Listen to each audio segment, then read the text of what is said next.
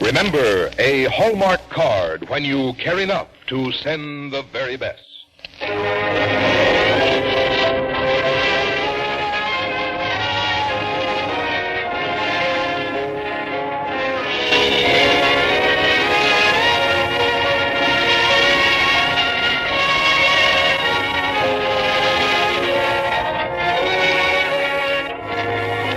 Tonight from Hollywood, the makers of Hallmark greeting cards bring you Ronald Reagan in Salad Days on the Hallmark Playhouse.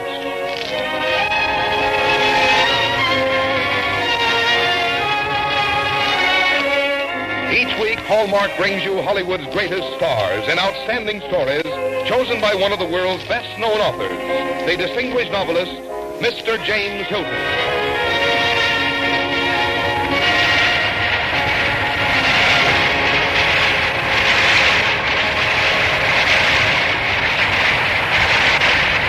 Good evening, ladies and gentlemen. This is James Hilton.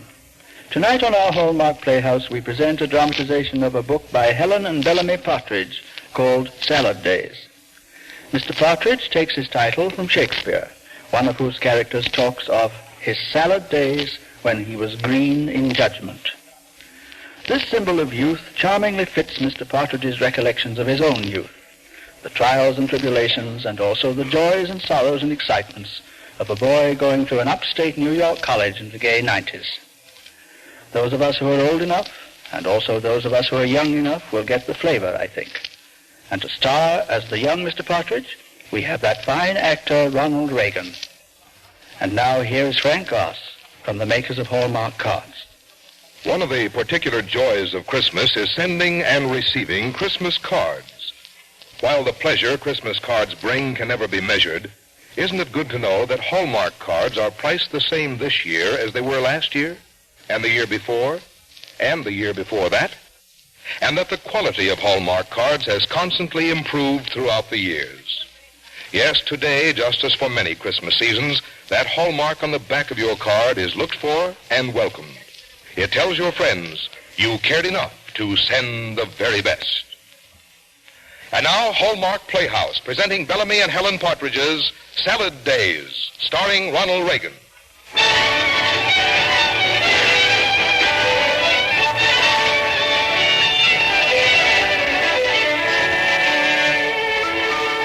There often comes a moment in a man's life when something quite accidental crops up to set him thinking back over the past, when he lets down a net, as it were, into the deep sea of memory and hauls up whatever comes. The important and the trivial, the sad and the happy, the serious and the funny.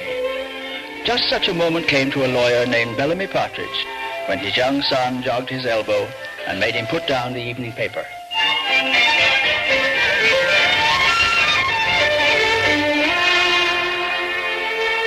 Daddy, what are these funny old pictures? Son, where on earth did you find that old album? In the attic. Let me see. Oh, yes. These are pictures of days when I was going to school. See, there I am. Look at that high collar and those pointed shoes. I certainly thought I was the OU kid in those days. Well, what's that building they're standing in front of? That's that old dormitory at Hobart College. That's where I lived when I was going to Hobart. Who's that funny-looking guy? That's Jim Chase. He was my roommate. He was a junior when I was a freshman. I can see Jim now running to the window and shouting, "Heads out." What did that mean? That meant the girls from the Delancey school were marching by. We'd all run to the window and hang out to watch them go by. Heads out. I can hear Jim saying it just as though I was still living those days. Heads out! Heads out! Heads out! There's my girl. See that dark-haired one with bangs? Who's the blonde one walking with her? You're not supposed to ask questions about girls, freshman. Why not? Freshmen aren't allowed to think about girls. I'd like to know how anyone's going to stop me from thinking about that one. Well, if you really want to know, that's Judge Dwinell's daughter, Judy. But it won't do you any good because half the upperclassmen in school are stuck on her. Do you know her? Sure, I've met her. She's my girlfriend's roommate. But don't ask me to introduce you. Upperclassmen do not introduce freshmen to girls. How do you meet a girl like that? You have to wangle an invitation to one of the teas they give at Delancey School. But freshmen can't wangle invitations. Well, maybe this freshman can. You're pretty fresh, freshman.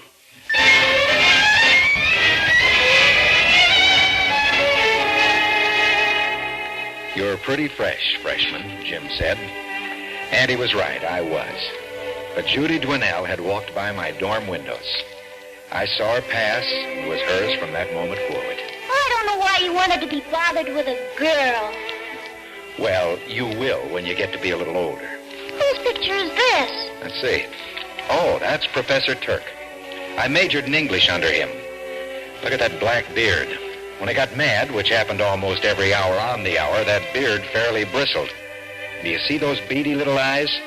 Let me tell you, when he fixed those eyes on you, it was something to really make you freeze in your seat. Professor Turk always seemed to have it in for me.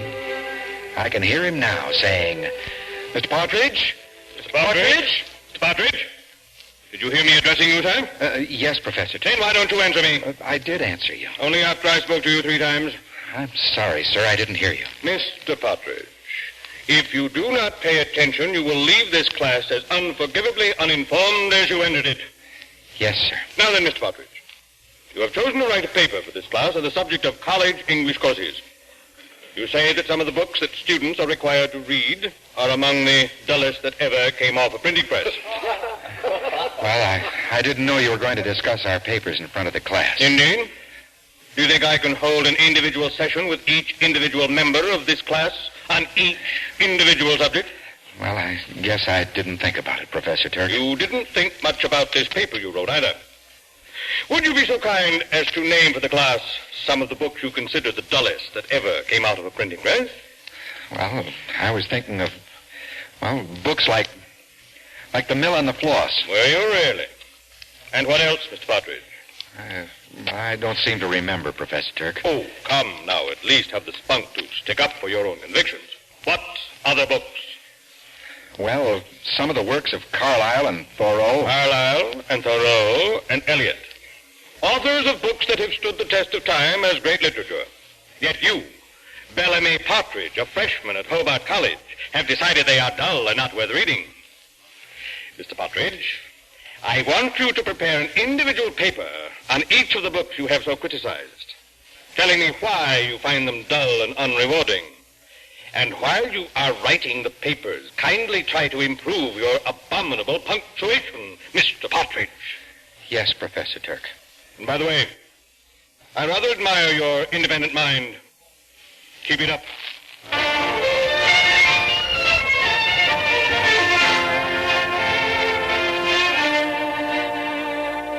But Professor Turk continued to give me a bad time. I was the student most often called on in class, most often called down in class, most often kept after class. I thought old Turk really had it in for me until one day, toward the end of the term, he'd kept me after class. Just as I was leaving, he said to me, Mr. Partridge, I'd like to say something to you. Mr. Partridge, I'd like to say something to you. I really think that you think I've been pretty hard on you this term. You do think that, don't you? Well, sir, Who else you think it? And it's quite true, you know. I have been hard on you. And next term, I dare say, I shall be harder, and the term after that probably harder than ever. You will? Sometimes a student comes along and the teacher senses that he is clay and that he can be molded, strengthened, shaped into something. I think it's just possible, Mr. Partridge, that you have a very worthwhile future. And if I can prepare you better for that, then we will both be repaid for the mutual agony we have suffered in one another's company. Well, my father's a lawyer, Professor Turk, and I've sort of intended to make that my profession. I see. Well, you'd better go home and work on the assignments I gave you. If you don't, you're never going to get by the finals. Yes, Professor Turk.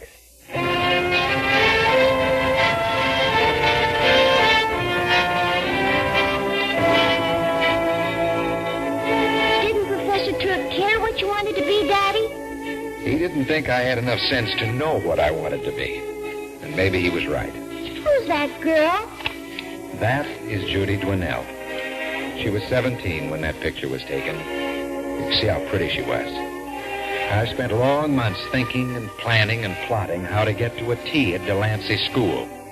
I got to a point where I couldn't work out of sheer frustration and desperation.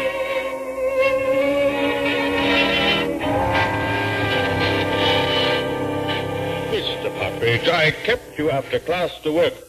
not to daydream. I'm sorry, Professor Turk. Oh, what on earth is wrong with you? You don't concentrate in class any longer. Your compositions don't show any thought. Something's wrong, and I want to know what it is. Well, it's very difficult to explain, sir. All right, my boy, out with it. You wouldn't understand. I couldn't possibly tell you. Oh, now it begins to dawn. Have you had much appetite lately, Mr. Partridge? Very little, sir. And have you been sleeping at night? Not too well, sir. Now, who is the young lady? I didn't say it was a young lady. My boy, the symptoms are all too obvious. Now, what is the problem? Well, the problem is I'm a freshman. And freshmen can't attend the teas at Delancey School, and I haven't even been able to meet her. Well, now, there are certain circumstances under which a freshman can attend a tea at Delancey School. There are? A freshman can go if he happens to be escorted by a member of the Hobart faculty. Well, I'm afraid that isn't much help. On the contrary, Mr. Partridge, I happen to be attending a tea at Delancey School next Friday, and I shall be delighted to have the pleasure of your company.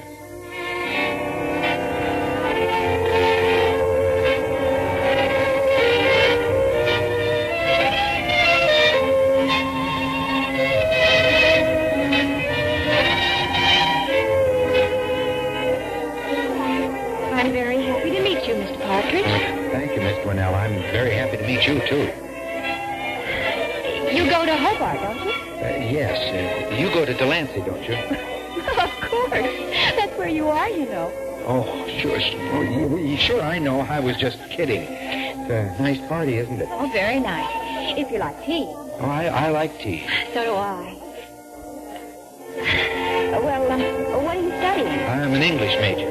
Oh, that must be very interesting. My English prof brought me to the tea. That's him over by the door. He introduced us. Don't you remember? Oh, that's right. He did, didn't he? I'm all mixed up somehow today. Oh, the teachers are motioning to us. The tea's over. Oh, don't go. Oh, but I have to. I've been waiting for months to meet you. I had so much I wanted to say to you, and I haven't said any of it. Well, perhaps we'll meet again, Mr. Partridge. You can say it then. I hope we'll meet again. Well, if you hope we'll meet again, I'm sure we will.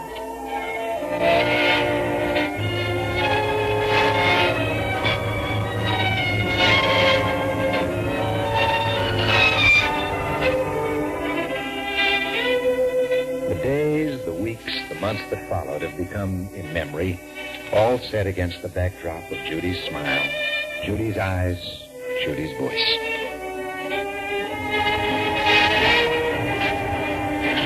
Glad you invited me to the freshman prom, Bellamy. I don't know when I've had such fun. Judy, will you come to all the dances with me? As long as I'm in college, will you be my date? You don't want to tie yourself up for the next 3 years, do you? Longer than that, Judy. Longer than that.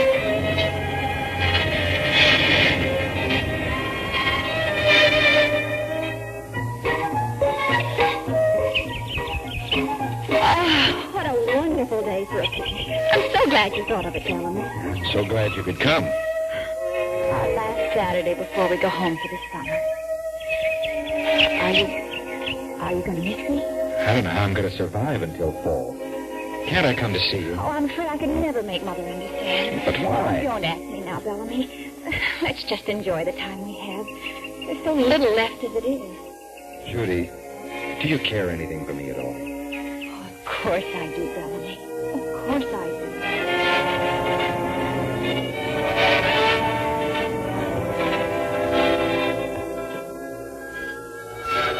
Bellamy, I must get on the train. It's all ready to pull out. Will you write to me this summer? Of course. Will you write to me?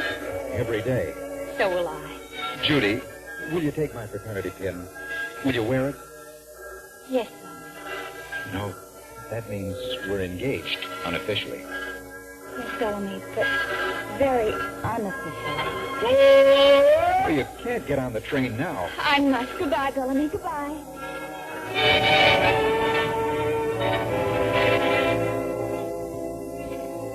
That first summer without Judy was the longest I'd spent until then.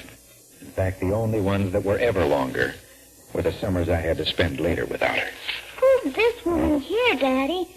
Gee whiz, she sure looks mad. That's Judy's mother, Mrs. Dwinell. She still looks mad. Did you ever meet her?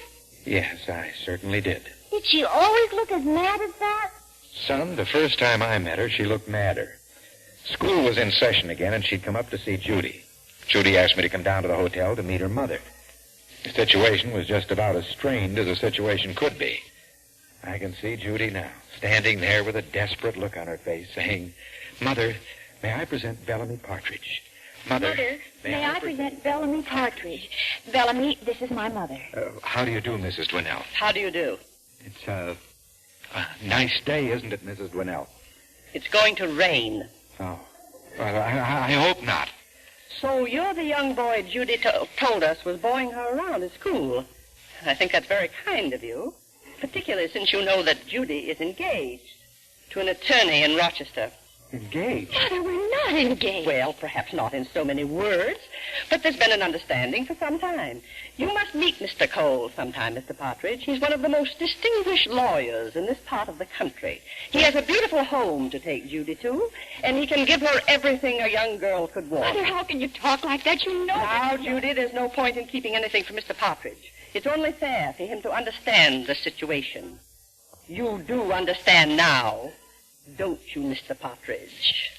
Yes, I understand, Mrs. Dwinell. I understand only too well.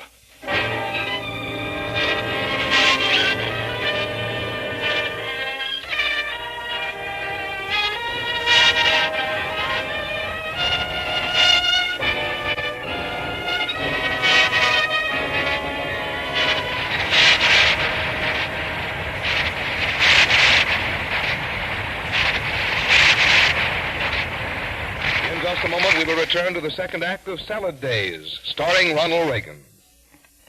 Have you seen the Hallmark Christmas card train? You'll see it in full color in the December issues of Holiday, Ladies' Home Journal, and Better Homes and Gardens. You'll see it at the fine stores where you buy Hallmark cards. And you'll certainly see it in the smartest homes this holiday season. In fact, when you see it, you'll want several for your own home and to send to your friends as your personal Christmas card. For besides being so colorful and gay, the Hallmark Christmas card train is the practical way to enjoy Christmas cards. You know how pleasant it is to have your cards all together so you can show them to the family and friends? Well, the Hallmark Christmas train holds up to 150 Christmas cards. It's 6 inches high and 38 inches long. The engine has peppermint candy striped wheels, and the gaily decorated cars following carry a Merry Christmas, Happy New Year greeting. When you're sending it as a combination gift and greeting to your friends, there's a place on the bright red caboose for you to sign your name. Can you think of a nicer way to say Merry Christmas? And the Hallmark Christmas card train is so adaptable. You can place it on the mantel, curve it to make a centerpiece for your Christmas table, or station it under the tree to hold Santa's surprises on Christmas morning. And here's more good news. The Hallmark Christmas card train costs only $1, complete with mailing envelope. A gift that's all ready to go. Yes, you'll surely want to see the Hallmark Christmas card train. It'll make a non-stop run straight to your holiday heart. Plan to see it tomorrow. Now, back to James Hilton and the second act of Salad Days, starring Ronald Reagan.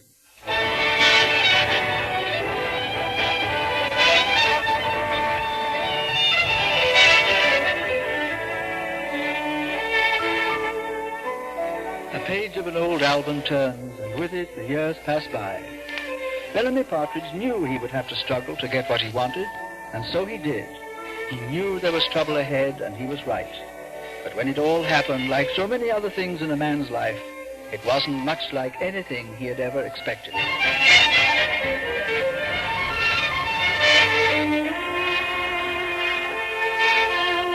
Daddy, who's that old man with the white whiskers? That was our family doctor, son. He brought me into the world.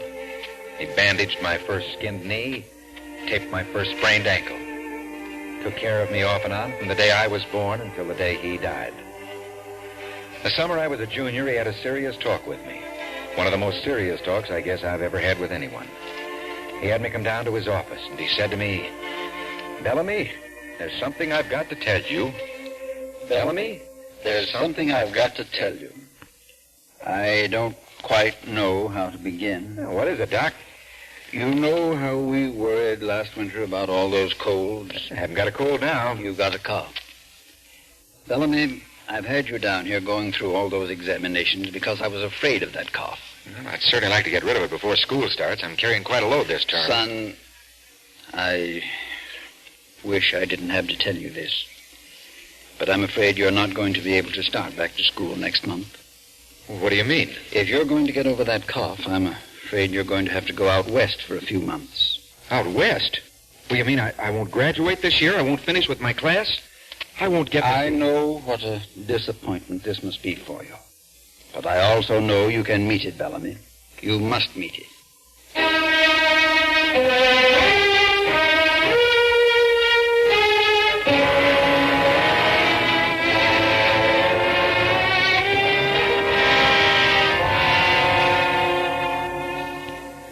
Judy, I came to see you because this was something I just couldn't write to you. Oh, Bellamy, I'm so sorry. I'm so sorry. Well, the toughest thing to take is leaving you. I don't mind the rest so much, but leaving you, Judy. You know how I feel about you. You've known from the beginning, haven't you? Of course I have. Will you wait, Judy? Yes, I'll wait, Bellamy.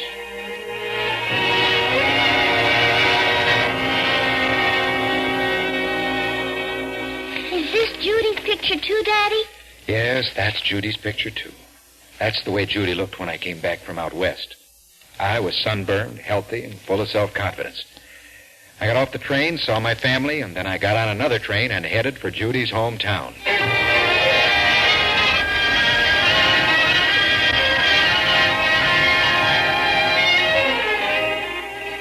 I walked straight up to the door and rang the bell. I didn't care whether her mother came to the door or not. I was no longer afraid of anyone or anything, except the possibility that Judy might have changed toward me. But the minute she opened the door and said my name, I knew. Bellamy. Oh, Bellamy.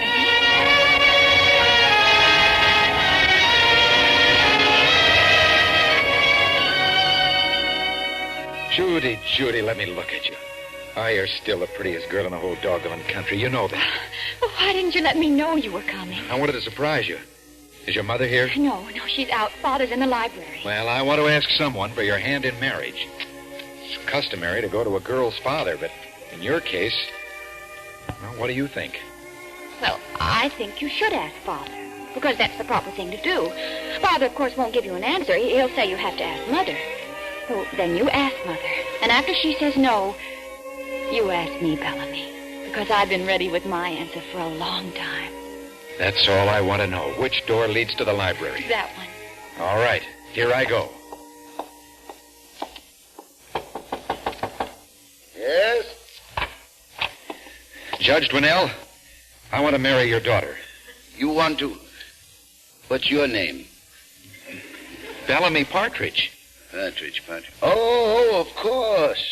Well, we haven't seen you for some time, Bellamy. My eyesight isn't all it used to be. So you want to marry Judy, do you? Yes, sir. Well, I'm afraid you'll have to ask Judy's mother. Ask me what? Oh, hello, Mrs. Dwinell. My dear, this is... I know who this is. What is it you want, Mr. Partridge? I want to marry Judy. Ridiculous. I won't hear of such nonsense. It isn't nonsense, Mother. I love Bellamy and he loves me. He hasn't even finished school, has he? Well, He's going to finish school. He's going to be a lawyer like his father and my father. And how are you going to live? We'll manage. We aren't going to wait any longer, Mother. We're leaving tonight to get married. I'll not hear of such a thing. And I won't just have... 1 minute, Mariah. You've said quite enough. Now, you sit down and listen to someone else for a change. Judy is going to be married in her own home to the man of her choice. She's going to have a proper wedding. That is, if the young folks are willing to wait long enough for us to make the suitable arrangements. Are you, Judy? Are you, Bellamy? yes, of course we'll wait. But only long enough to make the suitable arrangements.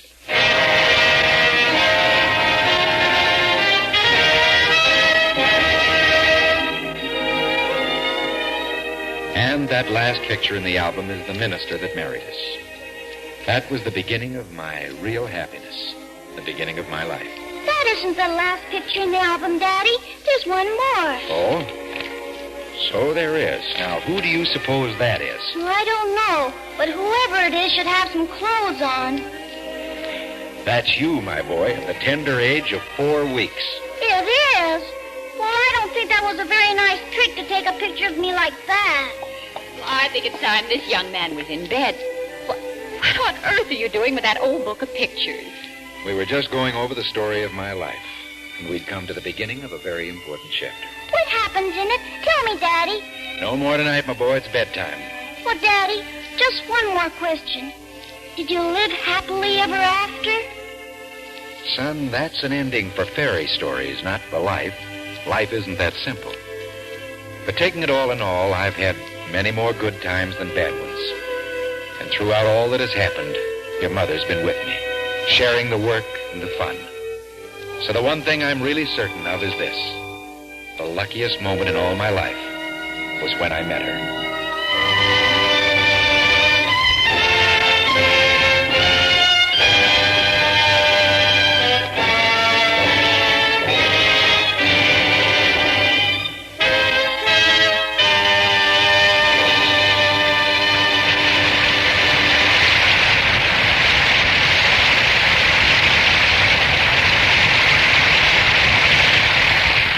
And James Hilton will return in a moment. When you're buying that Hallmark Christmas card train, take a look at another bit of Christmas beauty. Hallmark gift wrappings for your Christmas presents. Hallmark gift wrappings are completely coordinated. Select a basic color scheme, and you'll find there's matching paper, seals, and tags for your feminine gifts, your masculine gifts, and those wonderful gifts you'll be wrapping for the children. Also, Hallmark designs are scaled to the size of the box you'll be wrapping. So if you'd like your gifts to be the ones everyone wants to open first on Christmas morning, select Hallmark gift wrappings. You'll find them at fine stores across the country. You'll know them by their beauty and by that familiar hallmark and crown you always look for on the back of cards when you care enough to send the very best. Here again is James Hilton. Thank you for being with us on the Hallmark Playhouse tonight, Ronnie. I expect your performance took many of our audience back to their own college days. It certainly brought back memories to me. Well, to me too, Jimmy. I always enjoy your Hallmark Playhouse stories. And by the way, you know those Hallmark Christmas card trains Frank Goss was talking about earlier tonight? Well, I think they're the best addition to holiday fun we've seen in a long time, and I'm so grateful for the one given to me tonight. You know, when I was a kid, I always wanted to be an engineer. Well, you won't have to be any kind of engineer to put the Hallmark Christmas card train together. It's a very easy thing to do. In fact, the whole idea is a delightful one. Well, it's made my visit doubly enjoyable. Now, what's your story for next week? Next week, we shall dramatize Marcella Tarrant's The Night of the Hayride, the story of how a lonely woman recaptured her lost life and found her happiness again. And as our star, we are delighted to have charming Loretta Young. Our Hallmark Playhouse is every Thursday. Our producer-director is Bill Gay. Our music is composed and conducted by David Rose. And our story tonight was adapted by Gene Holloway. Until next Thursday, then, this is James Hilton saying good night.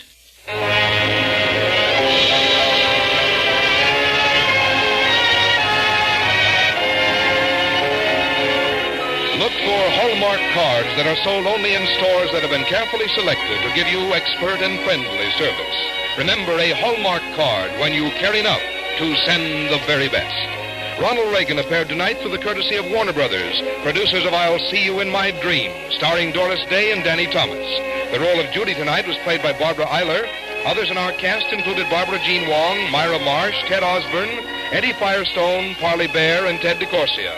This is Frank Goss saying good night to you all until next week at the same time, when Hallmark Playhouse returns to present Loretta Young in Marcella Talent's The Night of the Hayride, and the week following, Lorenzo Sears' John Hancock starring Dana Andrews, and the week after that, our traditional Christmas presentation, Herta Pauli's The Story of Silent Night on the Hallmark Playhouse. This is the CBS Radio Network. This is KMBC, Kansas City, Missouri.